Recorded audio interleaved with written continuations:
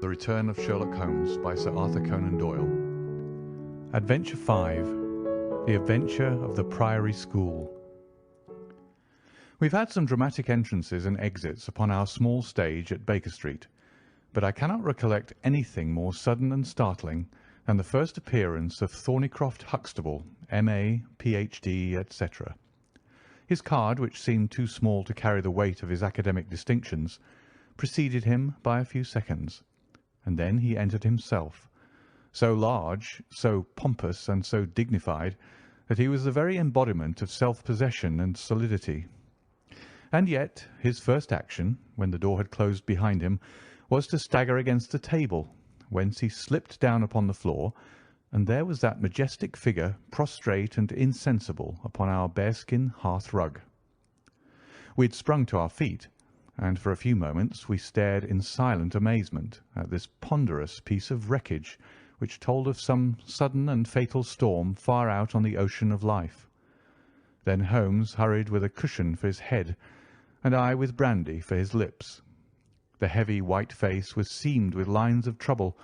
The hanging pouches under the closed eyes were leaden in colour.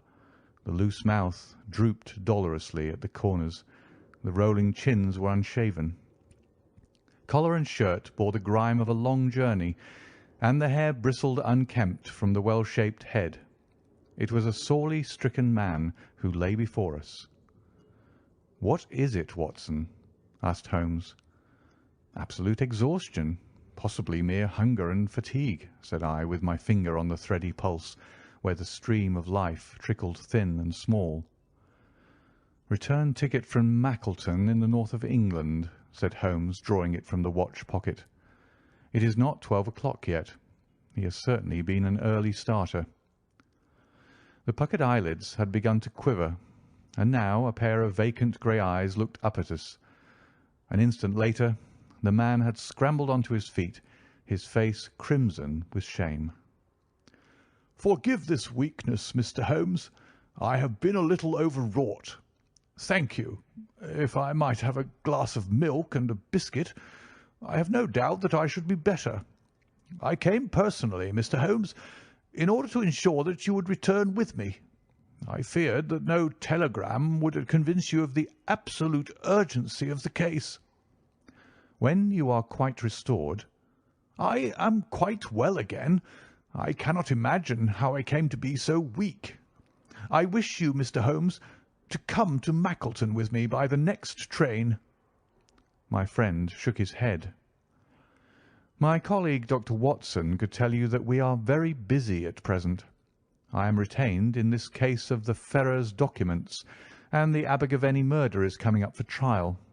Only a very important issue could call me from London at present." "Important?" Our visitor threw up his hands. "Have you heard nothing of the abduction of the only son of the Duke of Holdernesse?" "What, the late Cabinet Minister?" "Exactly. We had tried to keep it out of the papers, but there was some rumour in the Globe last night. I thought it might have reached your ears." Holmes shot out his long, thin arm and picked out volume H in his encyclopaedia of reference. "Holdernesse, 6th Duke, K.G., P.C. Half the alphabet. Baron Beverley, Earl of Carston. Dear me, what a list. Lord Lieutenant of Hallamshire since 1900. Married Edith, daughter of Sir Charles Appledore, 1888. Heir and only child, Lord Saltire. Owns about 250,000 acres.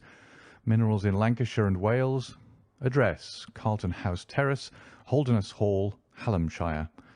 Carston Castle, Bangor, Wales. Lord of the Admiralty, 1872. Chief Secretary of State for... Well, this man is certainly one of the greatest subjects of the Crown." "The greatest and perhaps the wealthiest. I am aware, Mr. Holmes, that you take a very high line in professional matters, and that you are prepared to work for the work's sake. I may tell you, however, that his Grace has already intimated that a cheque for £5,000 will be handed over to the person who can tell him where his son is, and another 1,000 to him who can name the man or men who have taken him." "It is a princely offer," said Holmes. "Watson, I think that we shall accompany Dr. Huxtable back to the north of England. And now, Dr. Huxtable, when you have consumed that milk, you will kindly tell me what has happened, when it happened, how it happened, and finally what Dr. Thornycroft Huxtable of the Priory School near Mackleton has to do with the matter, and why he comes 3 days after an event, the state of your chin gives the date, to ask for my humble services." Our visitor had consumed his milk and biscuits. The light had come back to his eyes and the colour to his cheeks as he set himself with great vigour and lucidity to explain the situation. "I must inform you, gentlemen, that the Priory is a preparatory school of which I am the founder and principal. Huxtable's sidelights on Horace may possibly recall my name to your memories. The Priory is, without exception, the best and most select preparatory school in England. Lord Leverstoke, the Earl of Blackwater, Sir Cathcart Soames, they all have entrusted their sons to me, but I felt that my school had reached its zenith when weeks ago the Duke of Holdernesse sent Mr. James Wilder, his secretary, with intimation that young Lord Saltire, 10 years old, his only son and heir, was about to be committed to my charge. Little did I think that this would be the prelude to the most crushing misfortune of my life. On May 1st the boy arrived, that being the beginning of the summer term. He was a charming youth, and he soon fell into our ways. I may tell you, I trust that I am not indiscreet, but half-confidence are absurd in such a case, that he was not entirely happy at home. It is an open secret that the Duke's married life had not been a peaceful one, and the matter had ended in a separation by mutual consent, the Duchess taking up her residence in the south of France. This had occurred very shortly before, and the boy's sympathies are known to have been strongly with his mother. He moped after her departure from Holdernesse Hall, and it was for this reason that the Duke desired to send him to my establishment. In a fortnight the boy was quite at home with us, and was apparently absolutely happy. He was last seen on the night of May 13th, that is, the night of last Monday. His room was on the second floor, and was approached through another large room in which 2 boys were sleeping. These boys saw and heard nothing, so that it is certain that young Saltire did not pass out that way. His window was open, and there is a stout ivy plant leading to the ground. We could trace no footmarks below, but it is sure that this is the only possible exit. His absence was discovered at 7 o'clock on Tuesday morning. His bed had been slept in.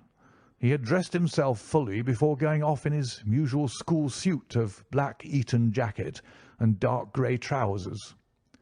There were no signs that anyone had entered the room, and it is quite certain that anything in the nature of cries or a struggle would have been heard, since Cornter, the elder boy in the inner room, is a very light sleeper. When Lord Saltire's disappearance was discovered, I at once called a roll of the whole establishment, boys, masters, and servants. It was then that we ascertained that Lord Saltire had not been alone in his flight. Heidegger, the German master, was missing.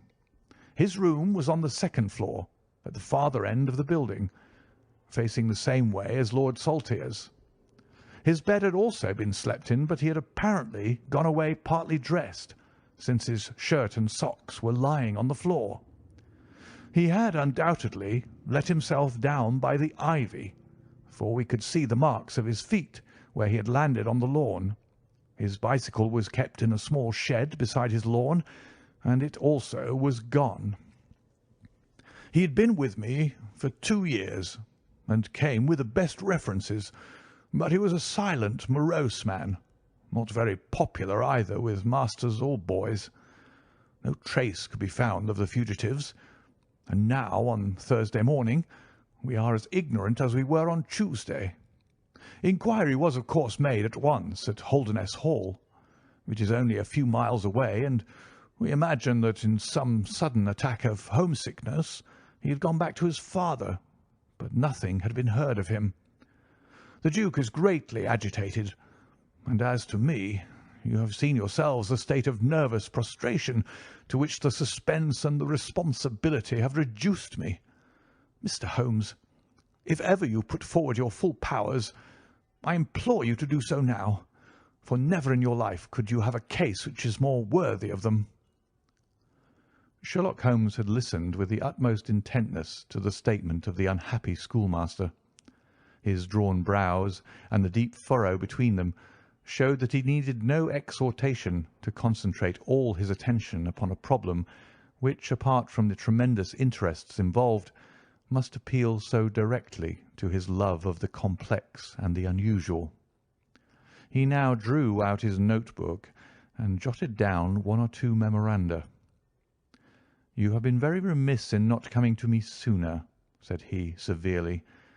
"You start me on my investigation with a very serious handicap. It is conceivable, for example, that this ivy and this lawn would have yielded nothing to an expert observer."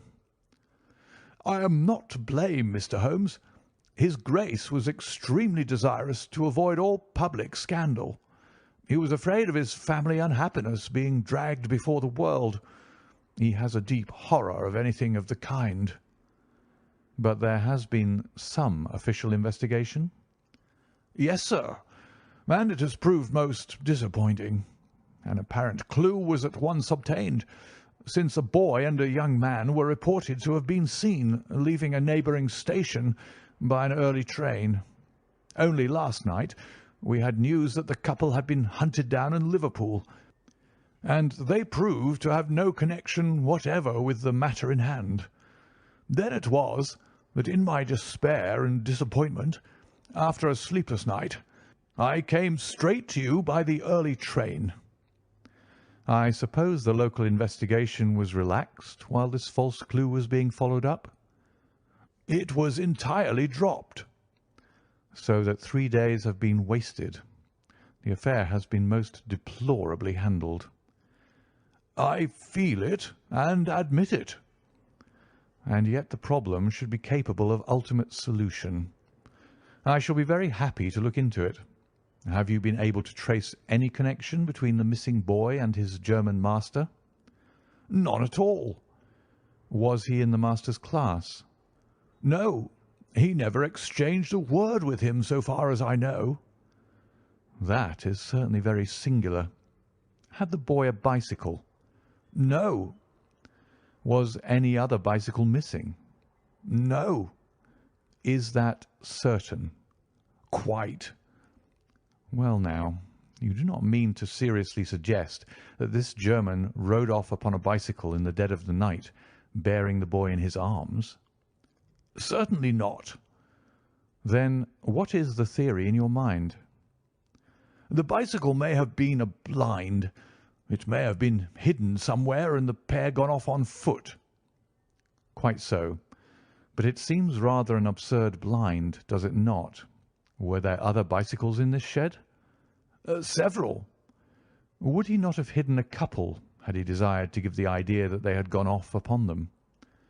"I suppose he would." "Of course he would.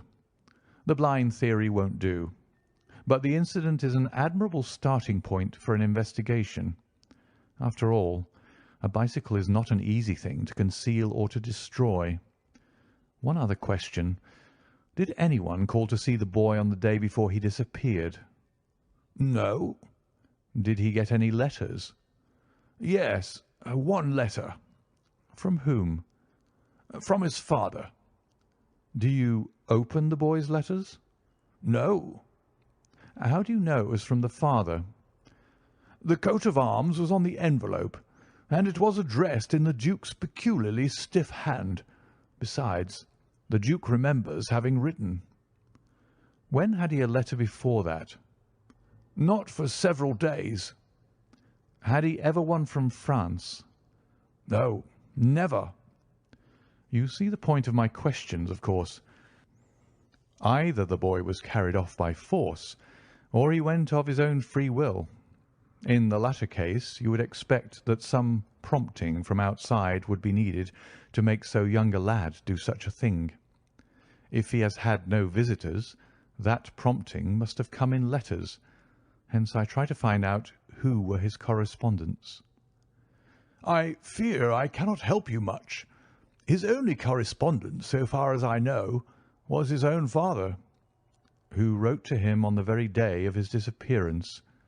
Were the relations between father and son very friendly? His Grace is never very friendly with anyone.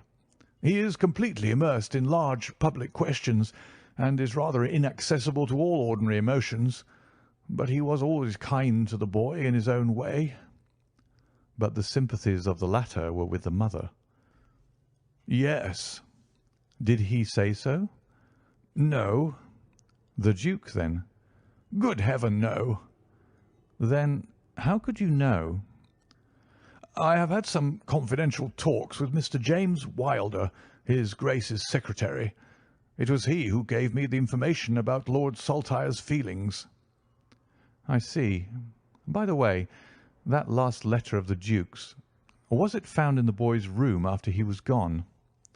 No, he had taken it with him. I think, Mr. Holmes, it is time that we were leaving for Euston. I will order a four-wheeler. In a quarter of an hour we shall be at your service. If you are telegraphing home, Mr. Huxtable, it would be well to allow the people in your neighbourhood to imagine that the inquiry is still going on in Liverpool or wherever else that red herring led your pack.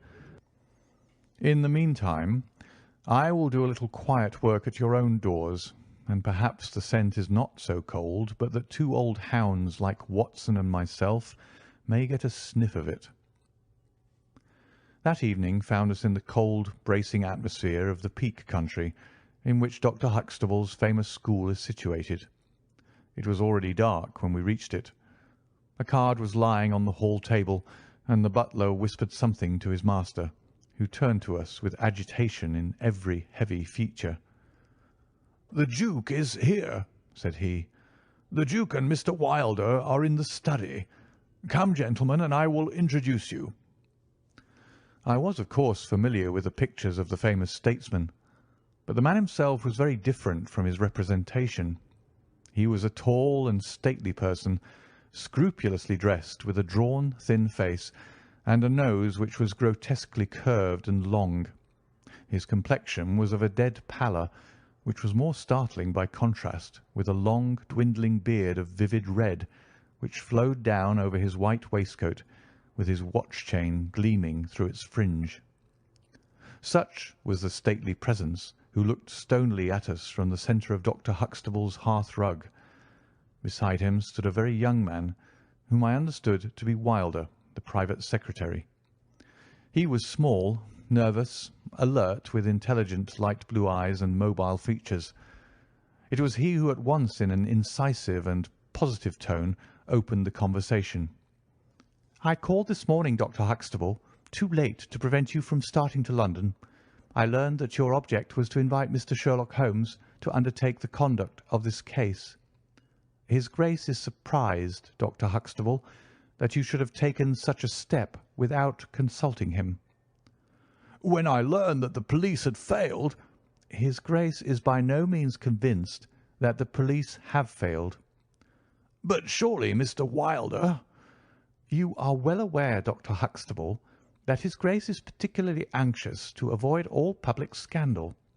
He prefers to take as few people as possible into his confidence." "The matter can be easily remedied," said the browbeaten doctor. "Mr. Sherlock Holmes can return to London by the morning train." "Hardly that, Doctor, hardly that," said Holmes in his blandest voice. "This northern air is invigorating and pleasant, so I propose to spend a few days upon your moors, and to occupy my mind as best I may. Whether I have the shelter of your roof or the village inn is, of course, for you to decide." I could see that the unfortunate doctor was in the last stage of indecision, from which he was rescued by the deep, sonorous voice of the red-bearded Duke, which boomed out like a dinner gong. "I agree with Mr. Wilder, Dr. Huxtable. that you would have done wisely to consult me. But since Mr. Holmes has already been taken into your confidence, it would indeed be absurd that we should not avail ourselves of his services. Far from going to the inn, Mr. Holmes, I should be pleased if you would come and stay with me at Holderness Hall." "I thank your Grace. For the purposes of my investigation, I think that it would be wiser for me to remain at the scene of the mystery." "Just as you like, Mr. Holmes. Any information which Mr. Wilder or I can give you is, of course, at your disposal."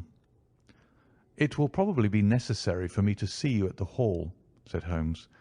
"I would only ask you now, sir, whether you have formed any explanation in your own mind as to the mysterious disappearance of your son." "No, sir, I have not." "Excuse me if I allude to that which is painful to you, but I have no alternative. Do you think that the Duchess had anything to do with the matter?" The great minister showed perceptible hesitation. "I do not think so," he said at last. "The other most obvious explanation is that the child has been kidnapped for the purpose of levying ransom. You have not had any demand of the sort?" "No, sir." "One more question, your Grace. I understand that you wrote to your son upon the day when this incident occurred." "No, I wrote upon the day before." "Exactly. But he received it on that day?" "Yes." "Was there anything in your letter which might have unbalanced him or induced him to take such a step?" "No, sir, certainly not." "Did you post that letter yourself?" The nobleman's reply was interrupted by his secretary, who broke in with some heat. "His Grace is not in the habit of posting letters himself," said he. "This letter was laid with others upon the study table, and I myself put them in the post bag." "You are sure this one was among them?" "Yes, I observed it." "How many letters did your Grace write that day?" 20 or 30. I have a large correspondence, but surely this is somewhat irrelevant." "Not entirely," said Holmes. "For my own part," the Duke continued, "I have advised the police to turn their attention to the south of France. I have already said that I do not believe that the Duchess would encourage so monstrous an action, but the lad had the most wrong-headed opinions, and it is possible that he may have fled to her, aided and abetted by this German. I think, Dr. Huxtable, that we will now return to the Hall." I could see that there were other questions which Holmes would have wished to put, but the nobleman's abrupt manner showed that the interview was at an end. It was evident that to his intensely aristocratic nature this discussion of his intimate family affairs with a stranger was most abhorrent, and that he feared lest every fresh question would throw a fiercer light into the discreetly shadowed corners of his ducal history. When the nobleman and his secretary had left, my friend flung himself at once, with characteristic eagerness, into the investigation. The boy's chamber was carefully examined, and yielded nothing save the absolute conviction that it was only through the window that he could have escaped. The German master's room and effects gave no further clue. In his case a trailer of ivy had given way under his weight, and we saw by the light of a lantern the mark on the lawn where his heels had come down. That one dint in the short green grass was the only material witness left of this inexplicable nocturnal flight. Sherlock Holmes left the house alone, and only returned after 11. He had obtained a large ordnance map of the neighbourhood, and this he brought into my room, where he laid it out on the bed, and having balanced a lamp in the middle of it, he began to smoke over it, and occasionally to point out objects of interest with the reeking amber of his pipe. Holmes' map of the neighbourhood of the school. "This case grows upon me, Watson," said he. "There are decidedly some points of interest in connection with it. In this early stage, I want you to realise those geographical features which may have a good deal to do with our investigation. Look at this map. This dark square is the Priory School. I'll put a pin in it. Now, this line is the main road. You see that it runs east and west past the school, and you see also that there is no side road for a mile either way. If these two folk passed away by road, it was this road. Exactly. By a singular and happy chance, we are able to some extent to check what passed along this road during the night in question. At this point, where my pipe is now resting, a county constable was on duty from 12 to 6. It is, as you perceive, the first crossroad on the east side.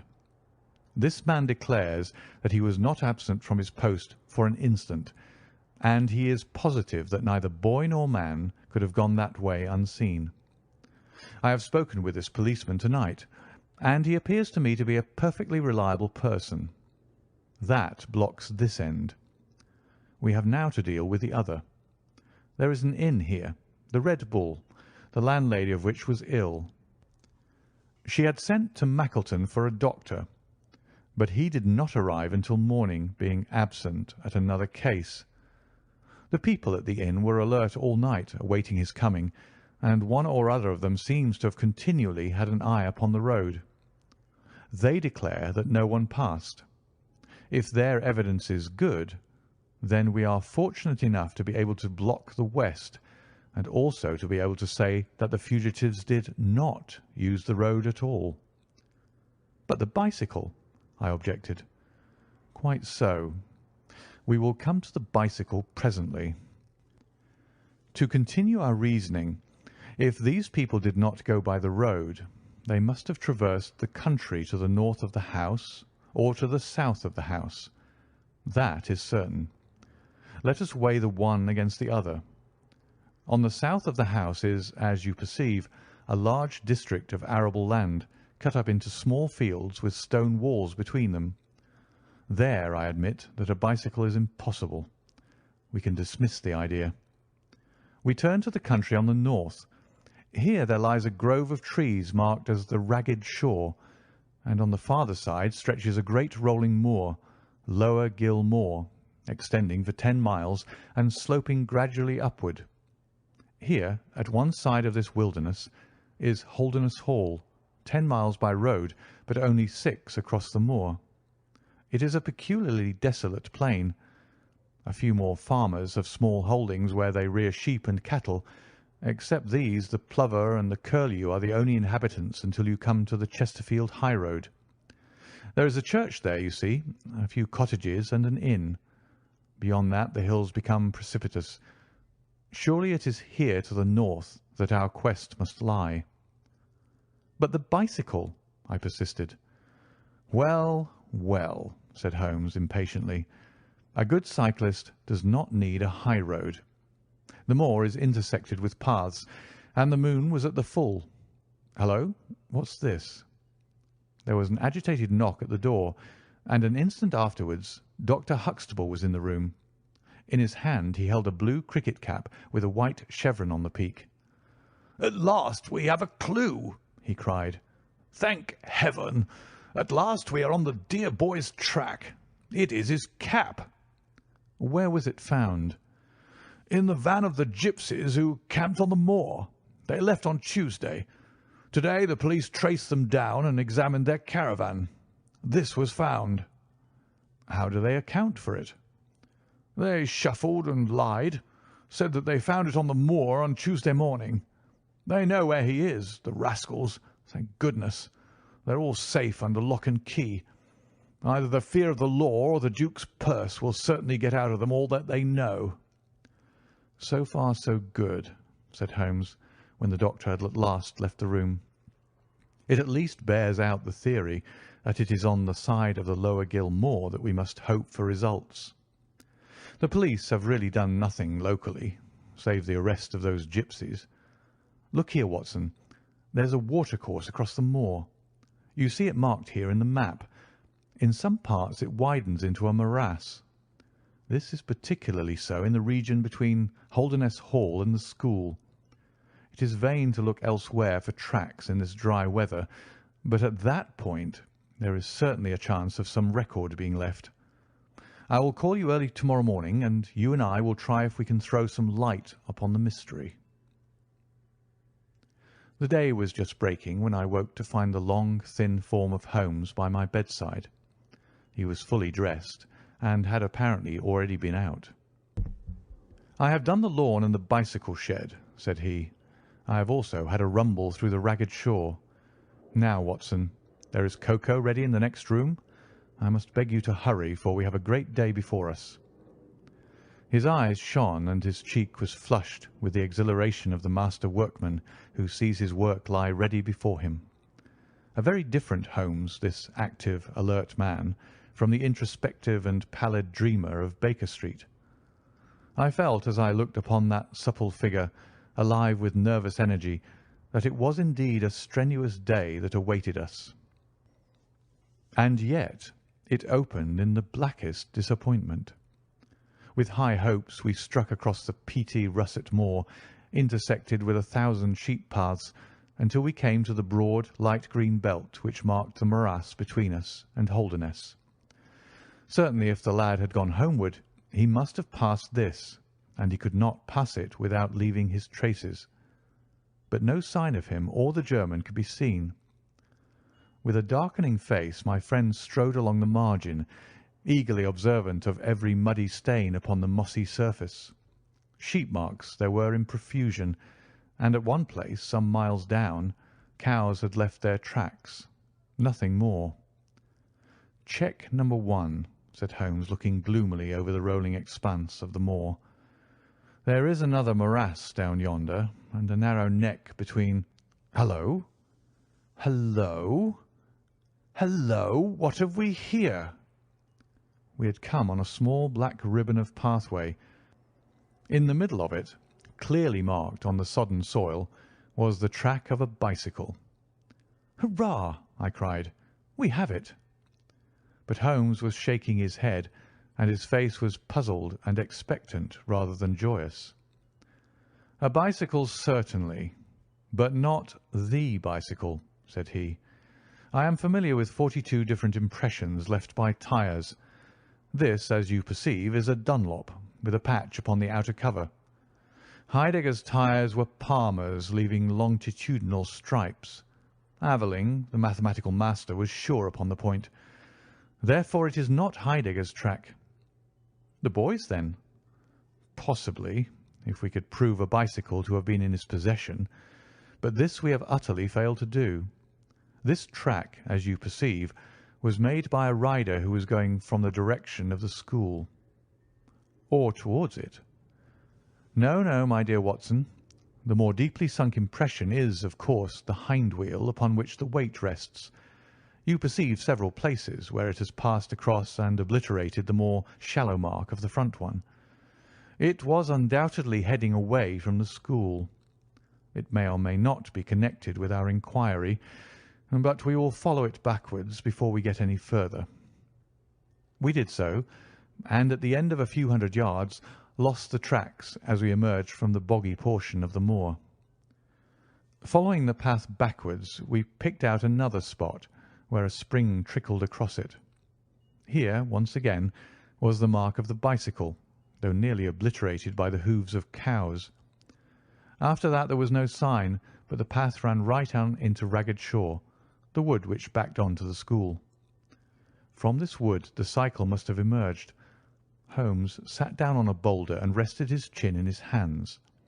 I had smoked 2 cigarettes before he moved. "Well, well," said he at last, "it is of course possible that a cunning man might change the tyres of his bicycle in order to leave the unfamiliar tracks. A criminal who was capable of such a thought is a man whom I should be proud to do business with. We will leave this question undecided and hark back to our morass again, for we have left a good deal unexplored." We continued our systematic survey of the edge of the sodden portion of the moor, and soon our perseverance was gloriously rewarded. Right across the lower part of the bog lay a miry path. Holmes gave a cry of delight as he approached it. An impression like a fine bundle of telegraph wires ran down the centre of it. It was the Palmer tyres. "Here is Herr Heidegger, sure enough," cried Holmes exultantly. "My reasoning seems to have been pretty sound, Watson." "I congratulate you." "But we have a long way still to go. Kindly walk clear of the path. Now, let us follow the trail. I fear that it will not lead very far." We found, however, as we advanced, that this portion of the moor is intersected with soft patches, and though we frequently lost sight of the track, we always succeeded in picking it up once more. "Do you observe," said Holmes, "that the rider is now undoubtedly forcing the pace? There can be no doubt of it. Look at this impression, where you get both tyres clear. The one is as deep as the other.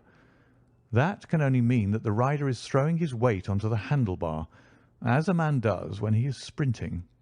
By Jove, he's had a fall." There was a broad irregular smudge covering some yards of the track. Then there were a few footmarks, and the tyre reappeared once more. "A side slip," I suggested. Holmes held up a crumpled branch of flowering gorse. To my horror, I perceived that the yellow blossoms were all dabbed with crimson. On the path, too, and among the heather, were dark stains of clotted blood. "Bad," said Holmes. "Bad. Stand clear, Watson. Not an unnecessary footstep. What do I read here? He fell wounded. He stood up. He remounted. He proceeded. But there is no other track. Cattle on this side path. He was surely not gored by a bull. Impossible. But I see no traces of anyone else. We must push on, Watson. Surely with Staines as well as the track to guide us, he cannot escape us now." Our search was not a very long one. The tracks of the tyre began to curve fantastically upon the wet and shining path. Suddenly, as I looked ahead, the gleam of metal caught my eye from amid the thick gorse bushes. Out of them we dragged a bicycle, Palmer tyred, one pedal bent, and the whole front of it horribly smeared and slobbered with blood. On the other side of the bushes a shoe was projecting. We ran round, and there lay the unfortunate rider. He was a tall man, full bearded, with spectacles, one glass of which had been knocked out. The cause of his death was a frightful blow upon the head, which had crushed in part of his skull. That he could have gone on after receiving such an injury said much for the vitality and courage of the man. He wore shoes but no socks, and his open coat disclosed a nightshirt beneath it. It was undoubtedly the German master. Holmes turned the body over reverently and examined it with great attention. He then sat in deep thought for a time, and I could see by his ruffled brow that this grim discovery had not, in his opinion, advanced us much in our inquiry. "It is a little difficult to know what to do, Watson," said he at last. "My own inclinations are to push this inquiry on, for we have already lost so much time that we cannot afford to waste another hour. On the other hand, we are bound to inform the police of the discovery, and to see that this poor fellow's body is looked after. I could take a note back, but I need your company and assistance. Wait a bit. There is a fellow cutting peat up yonder. Bring him over here, and he will guide the police." I brought the peasant across, and Holmes dispatched the frightened man with a note to Dr. Huxtable. "Now, Watson," said he, "we have picked up 2 clues this morning. One is the bicycle with the Palmer tyre, and we see what that has led to. The other is the bicycle with the patched Dunlop. Before we start to investigate that, let us try to realize what we do know so as to make the most of it, and to separate the essential from the accidental. First of all, I wish to impress upon you that the boy certainly left of his own free will. He got down from his window, and he went off either alone or with someone. That is sure." I assented. "Well now, let us turn to this unfortunate German master. The boy was fully dressed when he fled. Therefore, he foresaw what he would do. But the German went without his socks. He certainly acted on very short notice. Undoubtedly. Why did he go? Because from his bedroom window he saw the flight of the boy, because he wished to overtake him and bring him back.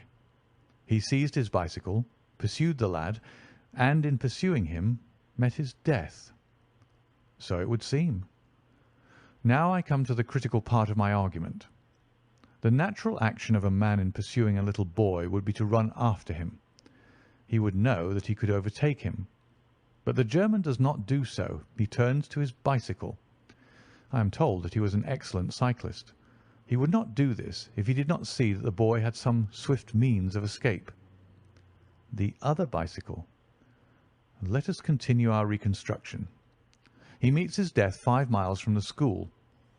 Not by a bullet, mark you, which even a lad might conceivably discharge, but by a savage blow dealt by a vigorous arm. The lad, then, had a companion in his flight, and the flight was a swift one, since it took 5 miles before an expert cyclist could overtake them. Yet we survey the ground round the scene of the tragedy. What do we find? A few cattle tracks, nothing more. I took a wide sweep round, and there is no path within 50 yards. Another cyclist could have had nothing to do with the actual murder, nor were there any human footmarks. "Holmes," I cried, "this is impossible." "Admirable," he said. "A most illuminating remark. It is impossible as I state it, and therefore I must in some respect have stated it wrong. Yet you saw for yourself. Can you suggest any fallacy?" "He could not have fractured his skull in a fall." "In a morass, Watson?" "I am at my wit's end." "Tut, tut. We have solved some worse problems. At least we have plenty of material, if we can only use it. Come then, and having exhausted the Palmer, let us see what the Dunlop with the patched cover has to offer us." We picked up the track and followed it onward for some distance, but soon the moor rose into a long, heather-tufted curve, and we left the watercourse behind us. No further help from tracks could be hoped for. At the spot where we saw the last of the Dunlop tire, it might equally have led to Holderness Hall, the stately towers of which rose some miles to our left, or to a low grey village which lay in front of us and marked the position of the Chesterfield highroad. As we approached the forbidding and squalid inn, with the sign of a gamecock above the door, Holmes gave a sudden groan and clutched me by the shoulder to save himself from falling. He had had one of those violent strains of the ankle which leave a man helpless. With difficulty he limped up to the door, where a squat, dark, elderly man was smoking a black clay pipe. "How are you, Mr. Reuben Hayes?" said Holmes. "Who are you, and how do you get my name so pat?" the countryman answered, with a suspicious flash of a pair of cunning eyes. "Well, it's printed on the board above your head. It's easy to see a man who is master of his own house. I suppose you haven't such a thing as a carriage in your stables?" "No, I have not." "I can hardly put my foot to the ground." "Don't put it to the ground." "But I can't walk." "Well, then, hop." Mr. Reuben Hayes' manner was far from gracious, but Holmes took it with admirable good humour. "Look here, my man," said he, "this is really rather an awkward fix for me. I don't mind how I get on." "Neither do I," said the morose landlord. "The matter is very important. I would offer you a sovereign for the use of a bicycle." The landlord pricked up his ears. "Where do you want to go?" "To Holderness Hall." "Pals of the Duke, I suppose," said the landlord, surveying our mud-stained garments with ironical eyes. Holmes laughed good-naturedly. "He'll be glad to see us, anyhow." "Why?" "Because we bring him news of his lost son." The landlord gave a very visible start. "What, you're on his track?" "He has been heard of in Liverpool. They expect to get him every hour."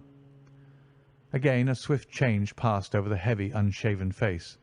His manner was suddenly genial. "I've less reason to wish the Duke well than most men," said he, "for I was head coachman once, and cruel bad he treated me. It was him that sacked me without character on the word of a lying corn chandler.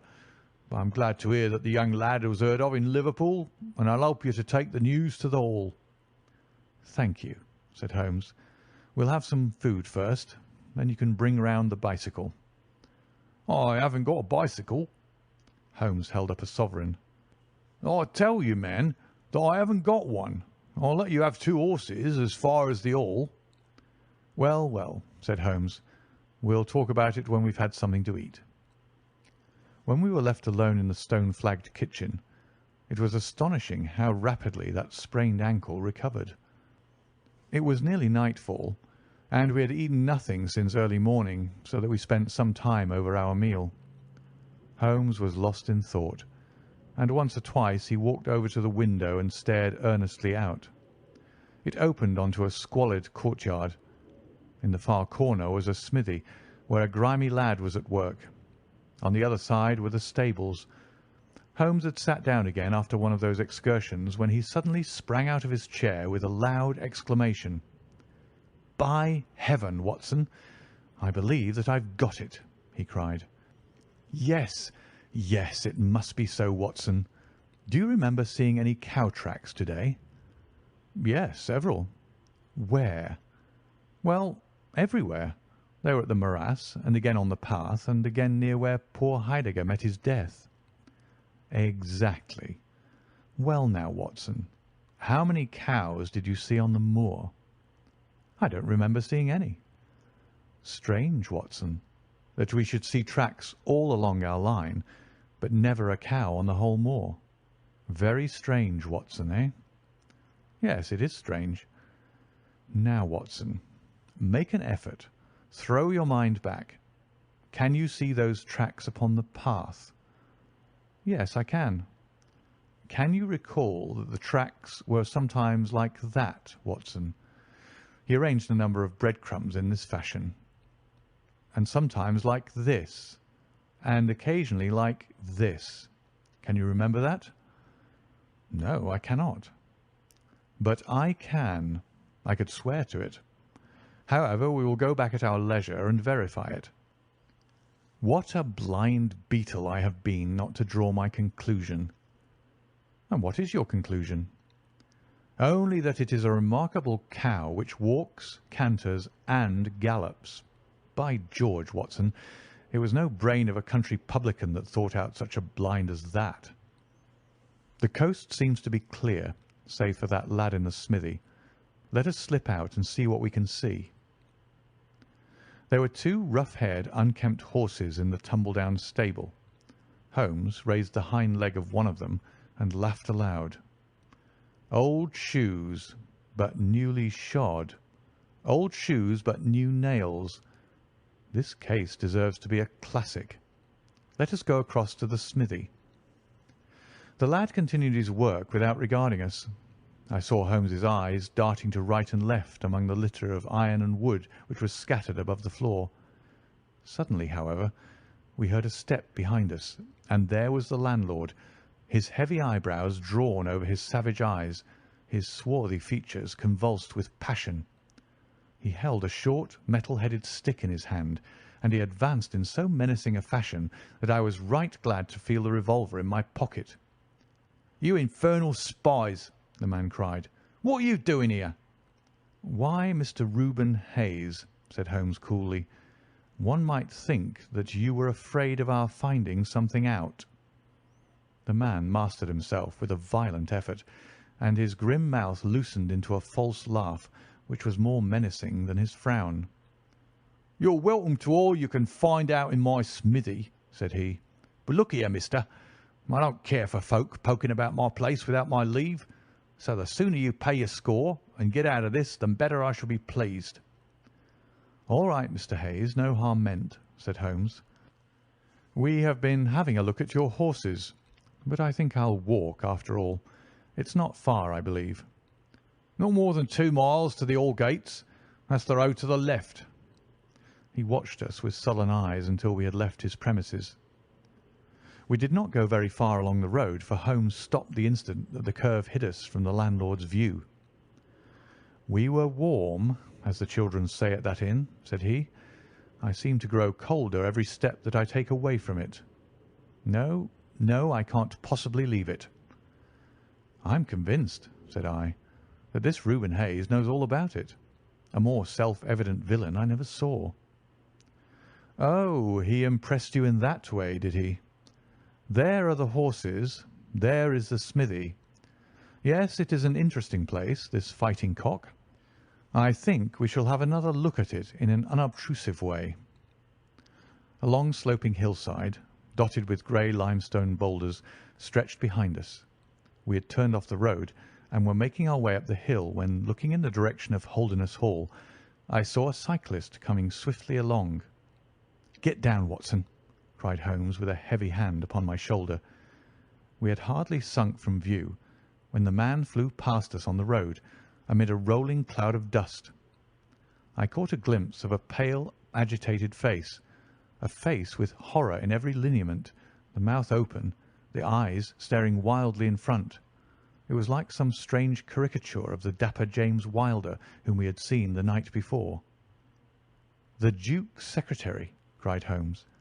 "Come, Watson, let us see what he does." We scrambled from rock to rock until in a few moments we had made our way to a point from which we could see the front door of the inn. Wilder's bicycle was leaning against the wall beside it. No one was moving about the house, nor could we catch a glimpse of any faces at the windows. Slowly the twilight crept down as the sun sank behind the high towers of Holderness Hall. Then in the gloom we saw the two side lamps of a trap light up in the stable yard of the inn, and shortly afterwards heard the rattle of hoofs as it wheeled out into the road and tore off at a furious pace in the direction of Chesterfield. "What do you make of that, Watson?" Holmes whispered. "It looks like a flight. A single man in a dog-cart, so far as I could see. Well, it certainly was not Mr. James Wilder, for there he is at the door." A red square of light had sprung out of the darkness. In the middle of it was the black figure of the secretary, his head advanced, peering out into the night. It was evident that he was expecting someone. Then at last there were steps in the road.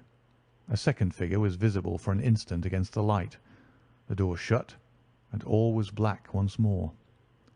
5 minutes later a lamp was lit in a room upon the first floor. "It seems to be a curious class of custom that is done by the Fighting Cock," said Holmes. "The bar is on the other side." "Quite so. These are what one may call the private guests.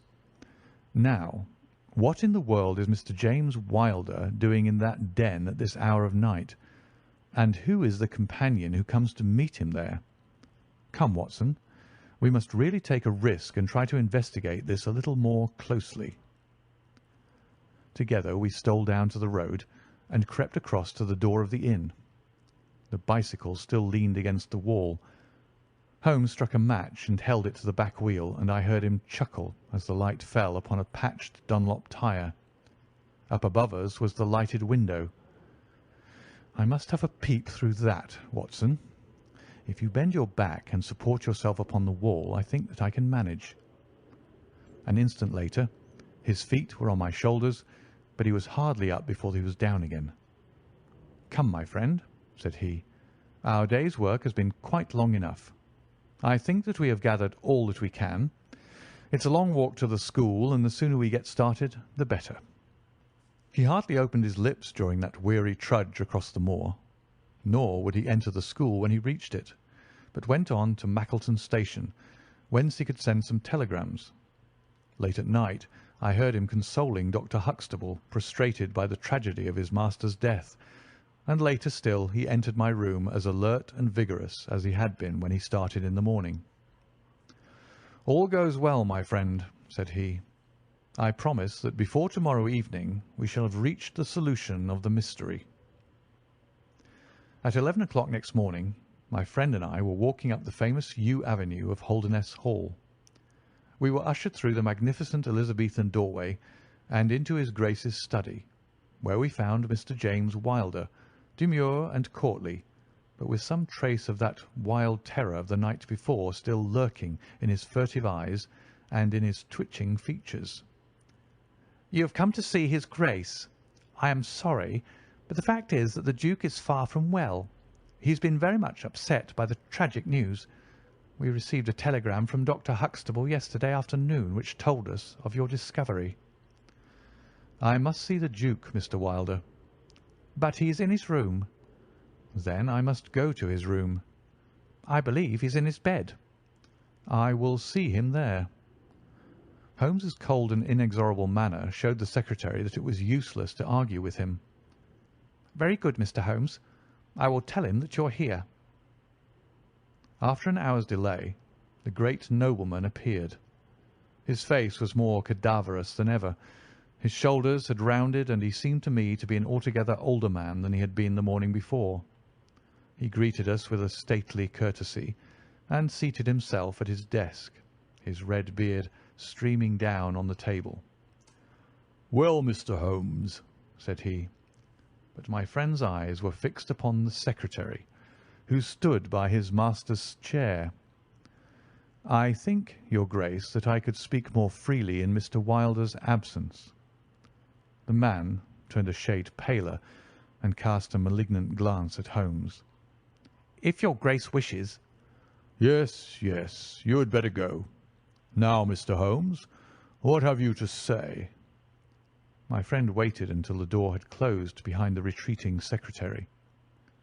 "The fact is, your Grace," said he, "that my colleague, Dr. Watson, and myself had an assurance from Dr. Huxtable that a reward had been offered in this case.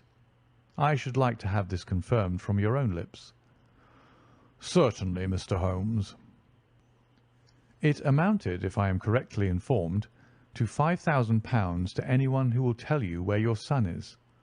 "Exactly." "And another 1,000 to the man who will name the person or persons who keep him in custody." "Exactly." "Under the latter heading is included, no doubt, not only those who may have taken him away, but also those who conspire to keep him in his present position."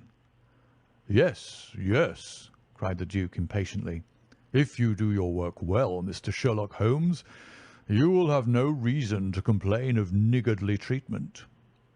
My friend rubbed his thin hands together with an appearance of avidity which was a surprise to me, who knew his frugal tastes. "I fancy that I see your Grace's cheque-book upon the table," said he. "I should be glad if you would make me out a cheque for £6,000. It would be as well, perhaps, for you to cross it. The Capital and Counties Bank, Oxford Street branch, are my agents." His Grace sat very stern and upright in his chair, and looked stonily at my friend. "Is this a joke, Mr. Holmes? It is hardly a subject for pleasantry." "Not at all, your Grace. I was never more earnest in my life." "What do you mean, then?" "I mean that I have earned the reward. I know where your son is, and I know some, at least, of those who are holding him." The Duke's beard had turned more aggressively red than ever against his ghastly white face. "Where is he?" "He is, or was last night, at the Fighting Cock Inn, about 2 miles from your park gate." The Duke fell back in his chair. "And whom do you accuse?" Sherlock Holmes's answer was an astounding one. He stepped swiftly forward and touched the Duke upon the shoulder. "I accuse you," said he. "And now, your Grace, I'll trouble you for that cheque." Never shall I forget the Duke's appearance as he sprang up and clawed with his hands like one who is sinking into an abyss. Then, with an extraordinary effort of aristocratic self-command, he sat down and sank his face in his hands. It was some minutes before he spoke. "How much do you know?" he asked at last without raising his head. "I saw you together last night." "Does anyone else besides your friend know?" "I have spoken to no one." The Duke took a pen in his quivering fingers and opened his cheque-book. I shall be as good as my word, Mr. Holmes. I am about to write your cheque.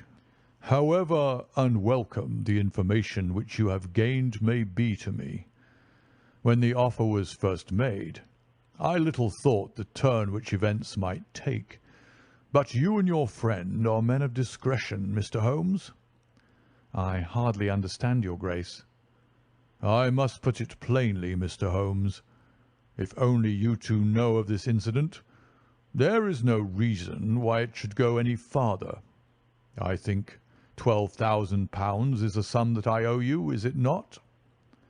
But Holmes smiled and shook his head. I fear, your Grace, that matters can hardly be arranged so easily. There is the death of this schoolmaster to be accounted for. But James knew nothing of that.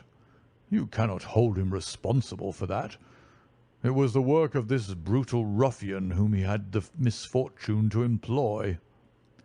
I must take the view, your Grace, that when a man embarks upon a crime, he is morally guilty of any other crime which may spring from it. Morally, Mr. Holmes, no doubt you are right, but surely not in the eyes of the law. A man cannot be condemned for a murder at which he was not present, and which he loathes and abhors as much as you do. The instant that he heard of it, he made a complete confession to me, so filled was he with horror and remorse. He lost not an hour in breaking entirely with the murderer. Oh, Mr. Holmes, you must save him. You must save him. I tell you that you must save him." The Duke had dropped the last attempt at self-command and was pacing the room with a convulsed face and with his clenched hands raving in the air. At last he mastered himself and sat down once more at his desk. "I appreciate your conduct in coming here before you spoke to anyone else," said he. "At least we have to take counsel how far we can minimize this hideous scandal." "Exactly," said Holmes. "I think, your Grace, that this can only be done by absolute frankness between us. I am disposed to help your Grace to the best of my ability, but in order to do so, I must understand to the last detail how the matter stands. I realise that your words applied to Mr. James Wilder, and that he is not the murderer." "No, the murderer has escaped." Sherlock Holmes smiled demurely.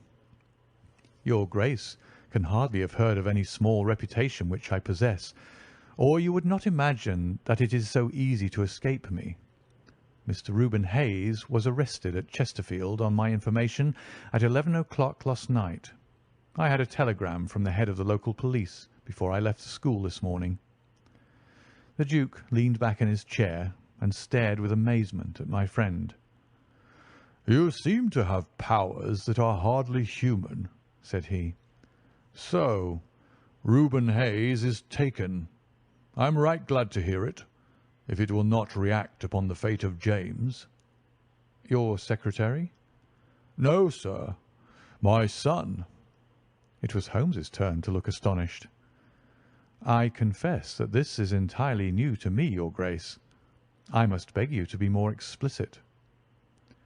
"I will conceal nothing from you. I agree with you that complete frankness, however painful it may be to me, is the best policy in this desperate situation to which James's folly and jealousy have reduced us.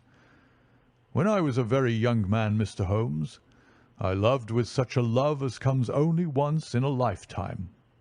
I offered the lady marriage, but she refused it on the grounds that such a match might mar my career. Had she lived, I would certainly never have married anyone else. She died and left this one child whom for her sake I have cherished and cared for. I could not acknowledge the paternity to the world, but I gave him the best of educations, and since he came to manhood, I have kept him near my person. He surmised my secret, and was presumed ever since upon the claim which he has upon me, and upon his power of provoking a scandal which would be abhorrent to me. His presence had something to do with the unhappy issue of my marriage. Above all, he hated my young legitimate heir from the first, with a persistent hatred. You may well ask me why, under these circumstances, I still kept James under my roof. I answer that it was because I could see his mother's face in his, and that for her dear sake there was no end to my long suffering. All her pretty ways, too. There was not one of them which he could not suggest and bring back to my memory. I could not send him away, but I feared so much lest he should do Arthur, that is, Lord Saltire, a mischief, that I dispatched him for safety to Dr. Huxtable's school.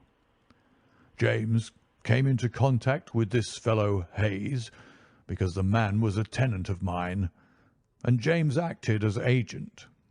The fellow was a rascal from the beginning, but in some extraordinary way James became intimate with him. He had always a taste for low company. When James determined to kidnap Lord Saltire, it was of this man's service that he availed himself. You remember that I wrote to Arthur upon that last day? Well, James opened the letter and inserted a note asking Arthur to meet him in a little wood called the Ragged Shaw, which is near to the school. He used the Duchess's name, and in that way got the boy to come. That evening James bicycled over.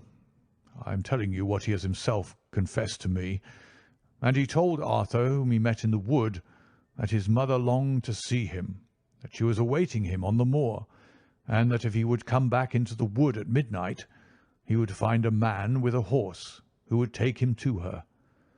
Poor Arthur fell into the trap. He came to the appointment and found this fellow Hayes with a led pony. Arthur mounted, and they set off together. It appears, though this James only heard yesterday, that they were pursued, that Hayes struck the pursuer with his stick, and that the man died of his injuries.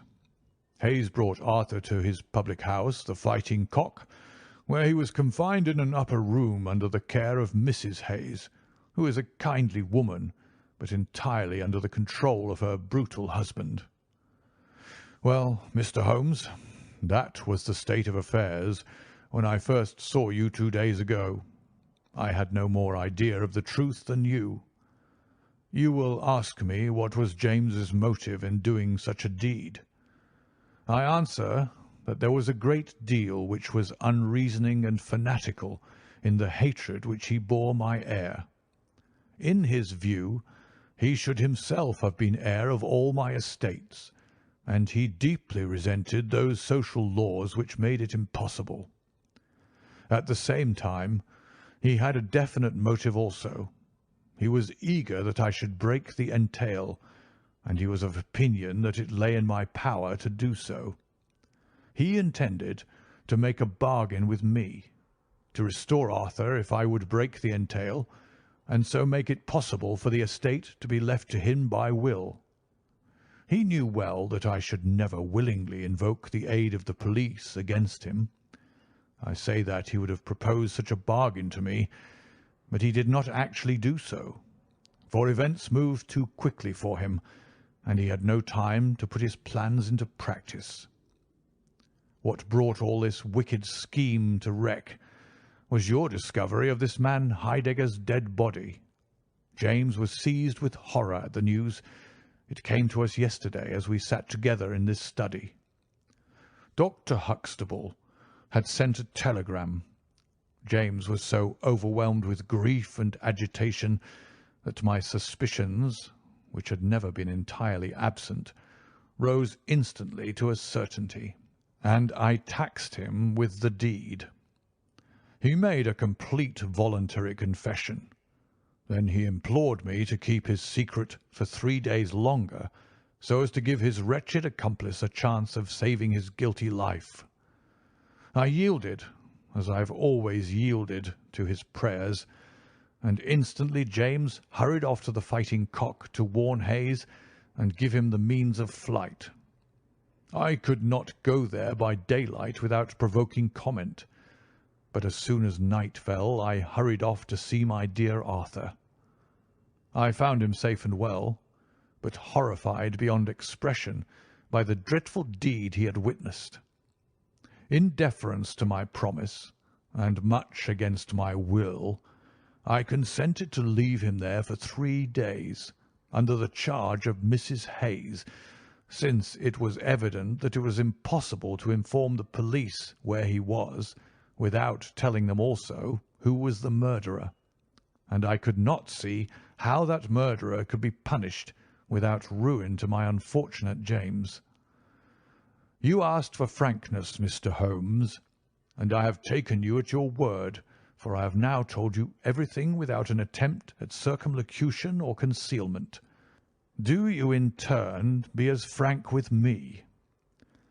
"I will," said Holmes. "In the first place, your Grace, I am bound to tell you that you have placed yourself in a most serious position in the eyes of the law. You have condoned a felony, and you have aided the escape of a murderer, for I cannot doubt that any money which was taken by James Wilder to aid his accomplice in his flight came from your Grace's purse." The Duke bowed his assent. "This is indeed a most serious matter. Even more culpable, in my opinion, your Grace, is your attitude towards your younger son. You leave him in this den for 3 days." "Under solemn promises." "What are promises to such people as these? You have no guarantee that he will not be spirited away again.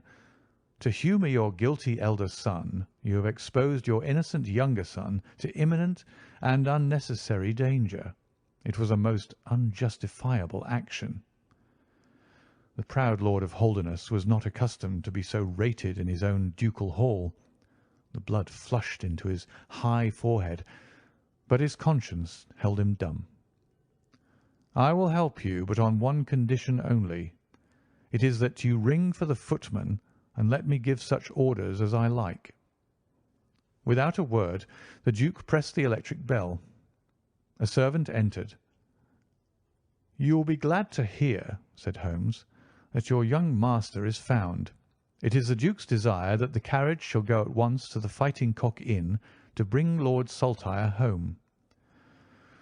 "Now," said Holmes, when the rejoicing lackey had disappeared, "having secured the future, we can afford to be more lenient with the past.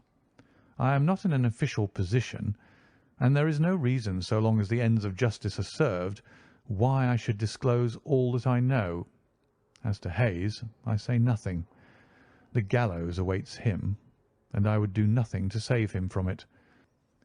What he will divulge I cannot tell, but I have no doubt that your Grace could make him understand that it is to his interest to be silent. From the police point of view, he will have kidnapped the boy for the purpose of ransom. If they do not themselves find it out, I see no reason why I should prompt them to take a broader point of view.